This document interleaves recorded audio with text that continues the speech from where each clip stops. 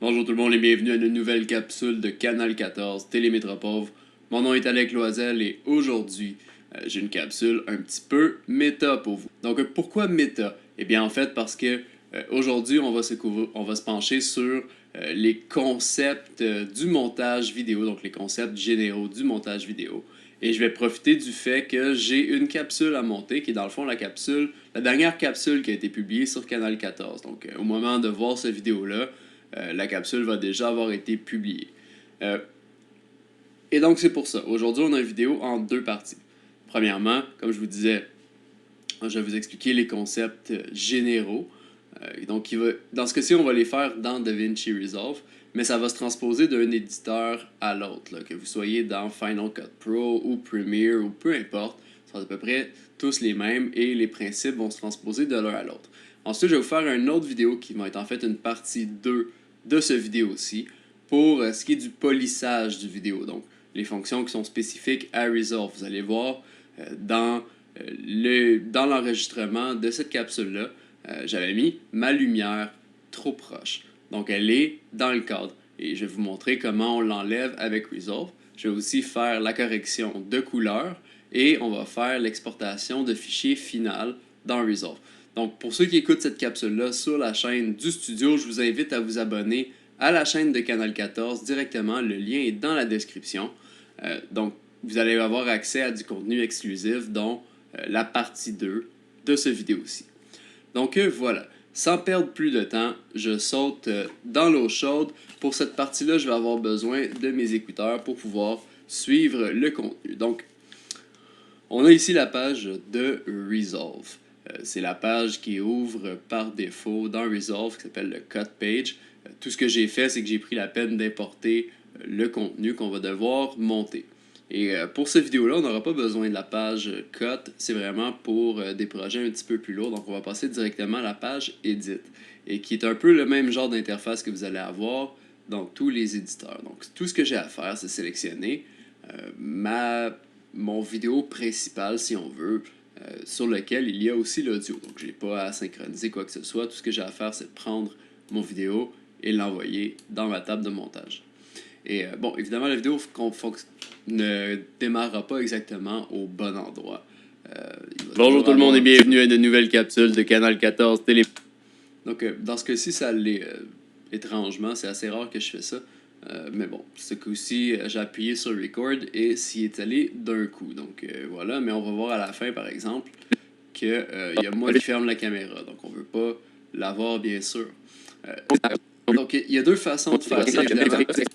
Dans Resolve, ce qu'on peut faire, c'est qu'on peut glisser ce qu'on appelle le playhead. Donc si je voulais couper ici, par exemple, ce que j'aurais à faire, c'est mettre ma souris, déplacer la fin et ça finirait là. Au lieu d'avoir ma face que le groupe aura. Donc au lieu d'avoir ma face qui ferme la caméra, ça peut finir directement là, par exemple.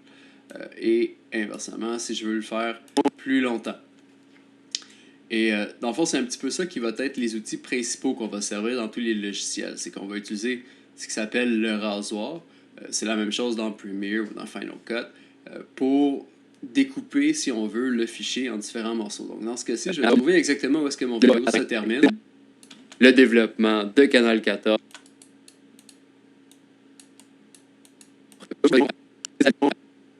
Et là, vous remarquez, le développement. J'ai de la difficulté à aller chercher la pointe parce que le playhead saute automatiquement. Ça, c'est à cause d'une fonction qui est dans le fond qui s'appelle le snapping, si on veut. Vous voyez l'aimant ici. Ça s'appelle snapping. Donc, ce que je peux faire, c'est désactiver le snapping. Et à partir de là, je vais pouvoir sélectionner plus spécifiquement où est-ce que je veux couper. Donc, je vais trouver le point où je veux couper. Et pour zoomer si on veut, pour essayer de trouver plus facilement le frame exact où je veux couper, je peux peser sur Alt et y aller avec la souris, donc la roulette de la souris, le scroll wheel. Je vais pouvoir zoomer plus précisément et aller chercher exactement le frame où je veux couper. Dans mon cas, ça va être ici. Donc, ce que je vais faire, c'est que je vais utiliser l'outil rasoir et je vais simplement couper. Et là, vous pouvez remarquer que ça a coupé et mon audio et mon vidéo. Dans ce cas-ci, c'est ce que je veux. Donc, ce que j'ai à faire, c'est sélectionner le bout après ce que je veux pas et à l'effacer. Donc, maintenant, mon vidéo va commencer au bon moment. Oups, j'ai trop zoomé. Donc, mon vidéo va commencer au bon moment. Bonjour tout le monde et bienvenue à une nouvelle capsule. Et il va se terminer au bon moment. Pour aujourd'hui, on se revoit dans une prochaine capsule. Donc maintenant que, si on veut, mon vidéo commence et termine au bon endroit, si on veut, je vais devoir insérer les autres éléments. Maintenant que, dans le fond, j'ai le squelette du vidéo, il reste qu'à l'embellir, mettre la chair par-dessus. Donc, la manipulation que je vais faire, c'est que je vais aller trouver exactement où débute, où je dois couper, en fait. Donc, où se termine ma petite phrase d'introduction pour y insérer mon vidéo d'intro. Donc, je vais trouver le frame exact. Encore une fois, je vais zoomer dans la timeline et trouver le frame exact. Dans mon cas, ça va être celui-ci. Donc, c'est exactement là que je veux le couper. Donc, ce que j'ai à faire, c'est que je vais faire un clic droit sur Intro et faire Insert Selected Clips to Timeline. Ce que ça va faire, c'est que là où était mon playhead, ça va faire une coupure et ça va introduire le clip d'intro. Et là, le clip d'intro est généralement trop fort parce qu'il est normalisé à 0 dB, qui est plus fort que le niveau que je cherche. Donc, pour modifier ça, en fait, on va aller dans les outils. Les outils, c'est simplement en faisant un clic. Un clic droit, je suis habitué avec le cut page. Mais en fait, ce qu'on va faire simplement, c'est qu'en faisant, vous voyez, dans le fond, sur la track audio, il y a une espèce de petite ligne que je peux sélectionner et baisser pour abaisser le volume. Donc, on va le baisser d'environ 6 décibels. Sinon, vous pouvez le faire dans ce qui s'appelle l'inspecteur. Donc, en sélectionnant le clip et en allant dans la zone à droite, on a la section inspecteur qui est séparée avec vidéo et audio. Donc, on peut aller y aller avec audio, par exemple. Dans ce cas-ci, vous avez le volume, comme je viens de le changer. Vous pouvez y instruire une valeur plus exacte, là, si vous voulez. Donc, vous pouvez tout sélectionner et vraiment juste faire -6, par exemple. Et là, vous savez que la vidéo sera au bon son. Donc, maintenant que j'ai mon vidéo d'intro, je vais avoir mes 2 photos à insérer. Donc, moi, si je me souviens bien. En fait, vous voyez, avant de penser à ça, j'ai un petit stop ici que je prends normalement quand entre ma phrase d'intro et l'introduction pour m'aider à le couper. Donc, ça, évidemment, c'est un bout que je vais devoir éliminer. Comme tantôt, je vais prendre mon rasoir pour le faire. Donc, je vais trouver le point d'entrée exactement où est-ce que je veux que la vidéo recommence.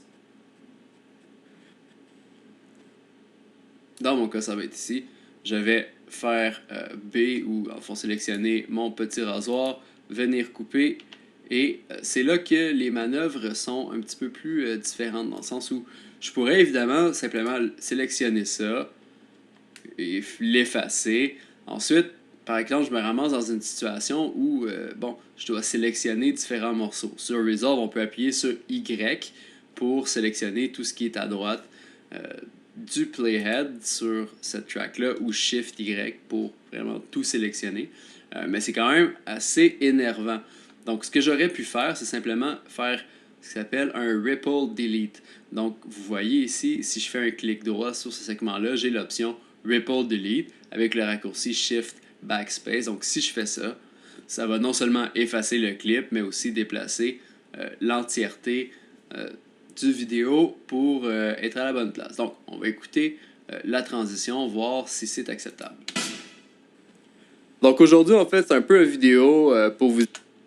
Je trouve que ça fait un peu une grosse pause. Peut-être que je me suis trompé un petit peu dans mon code point. Donc, ce qu'on peut faire, c'est utiliser l'outil, ce qui s'appelle le Trim Mode, le Dynamic. Sur Resolve, là, ça s'appelle le Trim. Donc, ce qu'on peut faire, c'est simplement sélectionner les deux outils ici, Trim Edit et Dynamic Trim, et sélectionner mon morceau et venir le faire glisser. Oups, excusez, c'est pas le Dynamic que je veux, c'est juste le normal.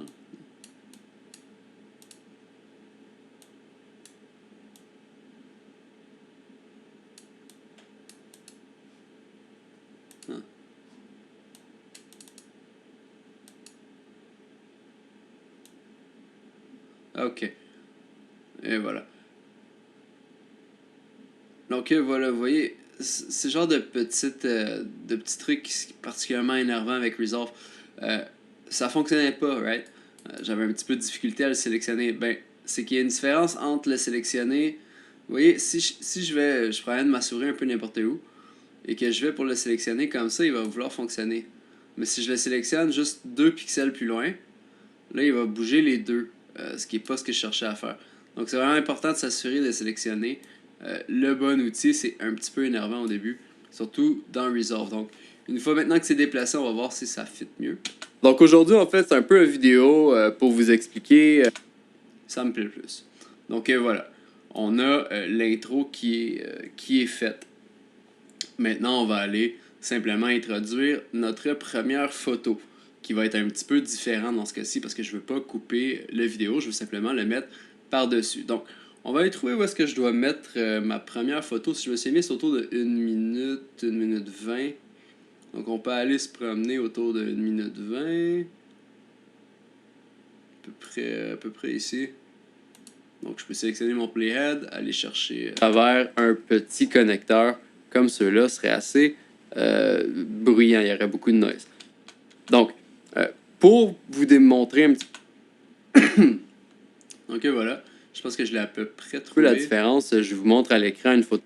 Donc c'est ça, je disais, on voit dans la vidéo, je dis, je vous montre à l'écran, donc je vais le mettre à ce moment-là. Une photo.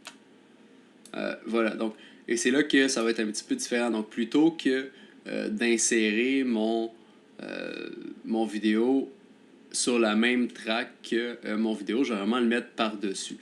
Dans ce cas-ci, ce qu'on va faire, c'est qu'on va double-cliquer sur la photo en question pour que ça ouvre dans la section à gauche qui s'appelle le Source Monitor. Je vais faire un clic droit. En fait, je vais aller dans Edit et je vais faire ce qu'on appelle Place on Top, donc F12 sur Resolve, comme raccourci sur le clavier, excusez-moi. Donc, ce que ça va faire en faisant Place on Top, comme vous voyez, c'est que là où était ma tête de lecture, ça a créé un nouveau track et ça l'a rajouté la photo en question. Une photo que j'ai prise de 3 différents connecteurs. Donc, il y en a 2 dans ce cas-là. Donc, tout ce qu'on va faire, c'est qu'on va voir à quel point, donc, quelle est la durée sur laquelle j'ai besoin d'afficher la photo. Complètement, on a l'adapteur TRS à... Donc, j'en parle encore ici. On va aller voir plus loin. Dans le fond, il y a une séparation de plus que celui complètement à droite. Avec le cellulaire, celle-ci. Donc, voilà, je vais simplement l'avancer jusqu'à peu près où est-ce que j'ai besoin que ça ferme. Qui venait avec le cellulaire. XLR. Et à droite complètement, J'en parle encore. On va continuer. On a l'adapteur XLR à 3.5 mm TRS micro dans la caméra. Donc, finalement, c'est quand même un petit peu long là, au niveau... il y en a 2 dans ce cas-là qui sont TRRS et un qui est TRS. Donc, à gauche complètement, on a l'adapteur. Ce que je vais faire, c'est que je vais la couper. Hein. Je ne suis pas obligé de le mettre tout le long. Je peux passer de la photo à l'autre. Donc, je vais simplement, encore une fois, utiliser le même outil que tantôt, le rasoir. Je vais trouver où est-ce que je veux revenir à mon vidéo. Là, qui sont TRRS. Ici. Et je vais voir où est-ce que je veux revenir à l'image. TRS, on a l'adapteur. Complètement, on a l'adapteur TRS. Donc, à gauche, ici. Et tout ce que j'ai à faire, encore une fois, c'est venir l'effacer comme tantôt. Dans ce cas-ci, je ne ferai pas un ripple parce que je veux vraiment qu'il y ait un espace entre les deux sections. Donc, on a ici... Je vous montre à l'écran une photo que j'ai prise de 3 différents connecteurs. Donc, il y en a 2 dans ce cas-là qui sont TRRS et un qui est TRS. Donc, à gauche complètement, on a l'adapteur. Et on y est revenu. Donc voilà, c'était tout pour la première photo. J'avais une deuxième photo, si je me suis mis, c'est autour de 3 minutes dans le vidéo. Donc on va simplement avancer. De regarder chez vos détaillants. Non, ça, c'est trop avancé. J'ai trop avancé. On va aller voir à... C'est pas là, c'est quelque part vers ici. Avec ce micro-là, j'ai juste à le brancher dans le port parce que c'est une espèce de port. Et voilà, exactement ici. Parce que c'est une espèce de... Donc, encore une fois, comme tantôt, double-clic sur la source. On fait juste Edit, Place on Top, et ça va venir le placer où est-ce que je veux. Port hybride, on pourrait penser que c'est TRS, mais ça ne l'est pas. Il y a juste un circuit de description, de détection, excusez-moi, qui détecte. Donc, on va l'envoyer jusqu'ici et c'est tout pour la deuxième photo. Donc, maintenant, on va avoir la différence de mic. Plus loin dans le micro, je fais une comparaison, si on veut, entre le micro sur lequel je m'enregistre en ce moment d'ailleurs et le micro intégré du cellulaire. Donc, tu me dis, c'est autour de 4 minutes environ. On va aller le chercher et le remplacer. Allumer le micro, appuyer sur enregistrer sur le cellulaire, et j'ai maintenant le... Donc voilà, je vais le couper à E. Et voilà, c'est ici que ça va être. Et c'est là que c'est un petit peu différent, hein, parce que vous avez remarqué, depuis tantôt, je fais des coupes. Et quand je coupe la caméra principale, ça coupe aussi le fil audio. Et là, c'est pas ce que je veux faire. En ce moment, ce que je veux faire, c'est vraiment de, si on veut, remplacer l'audio l'un par l'autre. Donc, ce que je vais faire, c'est que... en fait, on va faire la même chose essentiellement. On va mettre une coupe comme tantôt. La seule différence, c'est qu'il y aura pas de... ça n'affectera pas la vidéo, mais vraiment juste l'audio. Donc, on va couper là où on veut que l'audio commence. simplement synchroniser l'audio avec le vidéo par après. Ce que je vais faire avec le micro intégré. Celui-ci, je vais débrancher la démonstration. J'y suis. Je vous fais le micro intégré. Donc, pendant que à ce que je pourrais faire avec le micro intégré. Donc, on va le couper là. Donc voilà, ça va être le bout qui va être avec l'audio enregistré sur le micro. Et ensuite, je vais avoir un autre bout enregistré. Mon autre segment va passer à peu près ici.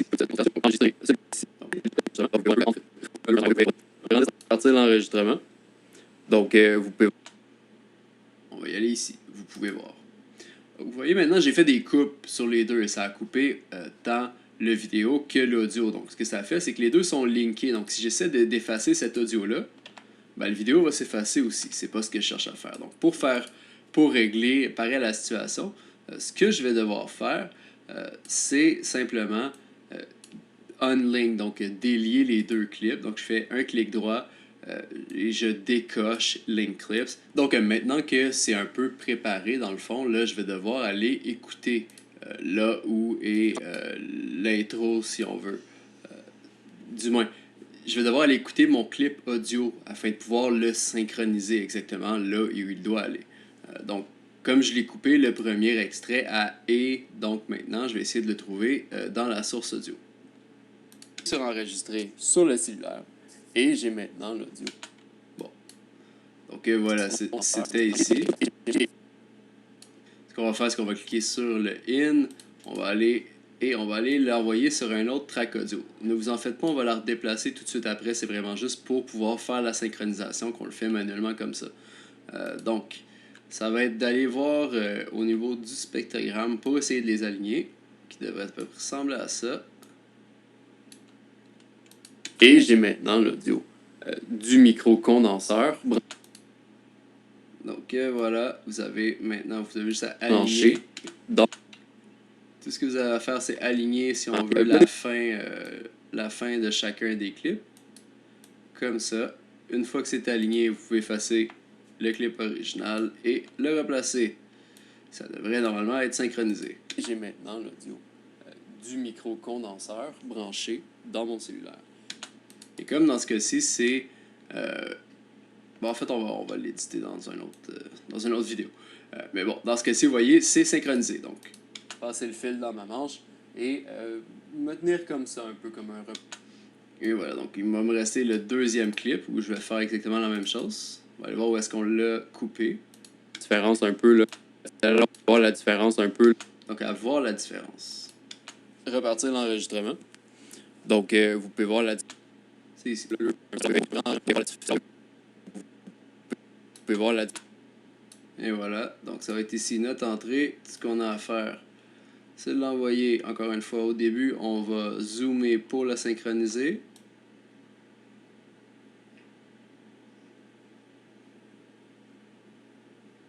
ressemble à ça. On a juste à l'ajuster pour que ça fit.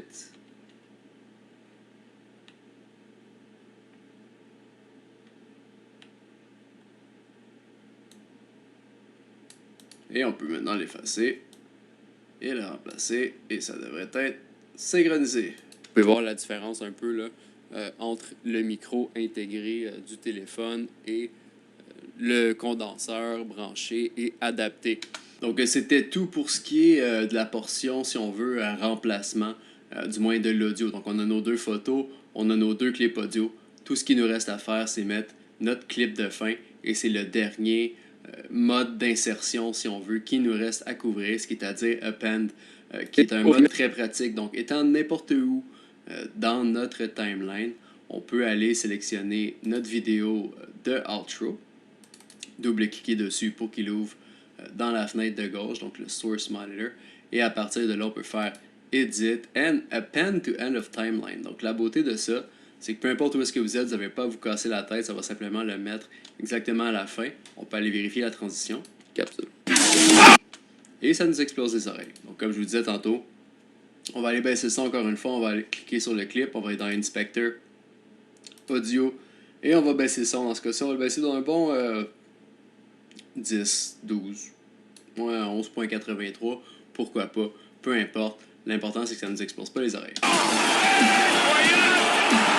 C'est encore un peu fort. On le baisse. On va aller à 15.